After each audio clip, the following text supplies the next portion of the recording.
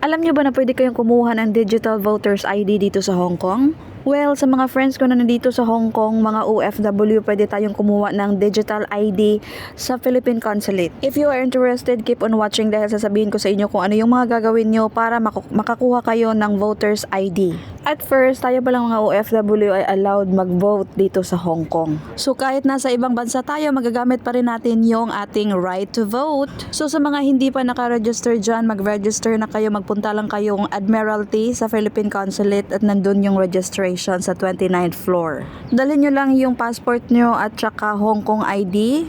Meron kayong i-fill up na form and then pipicturean at magta-tag mark and then okay na yung inyong registration and you are qualified to avail the digital ID. So paano nga ba tayo makakuha ng digital ID? So sa Philippine Consulate in 29th floor, pagpasok nyo doon, meron doong standee na tarpaulin. So nakalagay doon yung mga instruction kung ano yung dapat gawin. And nakalagay doon, meron silang barcode na iyon yung isa-scan mo sa cellphone mo and after that scanning, lalabas yung link. So, papasok ka doon sa loob ng link and mag-fill up ka ng mga certain information about you like your name, birthday, contact number, and email address. And then after that, after confirmation, merong pop-up up na message sa'yo na they will send you an email. They will send you your ID through email from 2 to 3 days from signing. So after that, if nag-send na sila ng email sa'yo, so yung ID isi-send nila sa'yo through email and ikaw yung magpa-print ng ID. So sa baba pala ng Philippine Consulate, nandun din yung mga printing shop. So sasabihin mo lang doon na magpiprint ka ng ID na yung gagamitin is ID paper. So it means yan, makapal siya, no? So medyo makapal siya, hindi siya regular paper, and then i-laminate mo and then that's your ID na. So yun na yung ID mo na hinahanap. But well, since I am generous to you, to everyone here, so lalagay ko yung picture ng tarpaulin dito sa comment section and doon na kayo mag-scan if meron kayong isang phone or if yung phone nyo allow mag-scan sa sa barcode. So ilalagay ko dito sa comment section para hindi nyo na kailangang magpunta sa Philippine Consulate. So if you find this video interested, share it to your friends. Huwag kang madamot, bes. So let your friends know too na merong ganon. So sabay-sabay tayong kukuha ng ID. Dapat may ID tayo. Alam kong hindi lang ako mahilig mag-collect ng ID, kayo rin.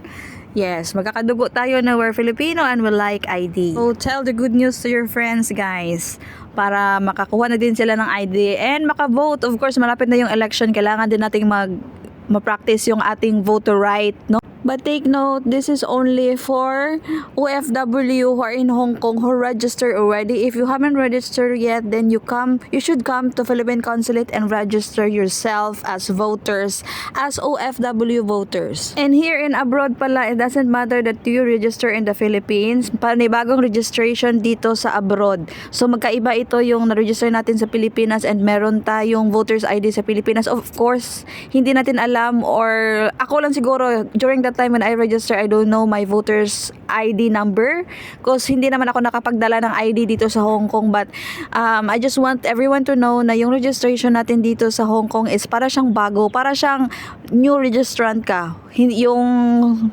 registration mo sa Pilipinas is not existed here. So different talaga, parang newbie registration ka talaga dito.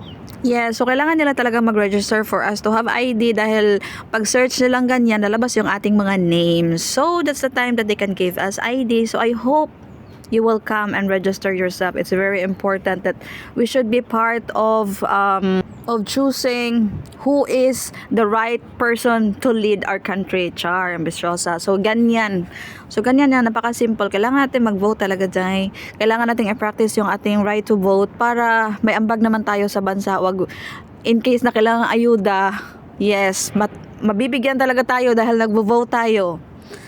So napakabilis lang naman, no? It took only few minutes for you to register here.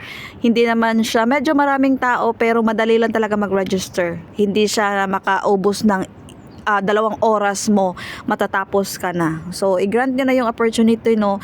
I-grant nyo na yung mga i-grab yung mga opportunity habang nandito tayo sa abroad. Hindi natin alam how many years we spend here, kaya sayang din yung mga time. Kailangan talaga nating mag-vote. So yun lang, this is all for today, and nasa Admiralty pala yung location ng OWA DMW, exit D.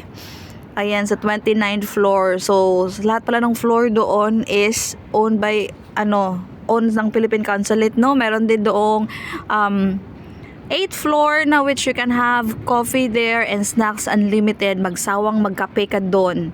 So, this is all for today. I hope you enjoyed this voiceover of me. First time in the history chart.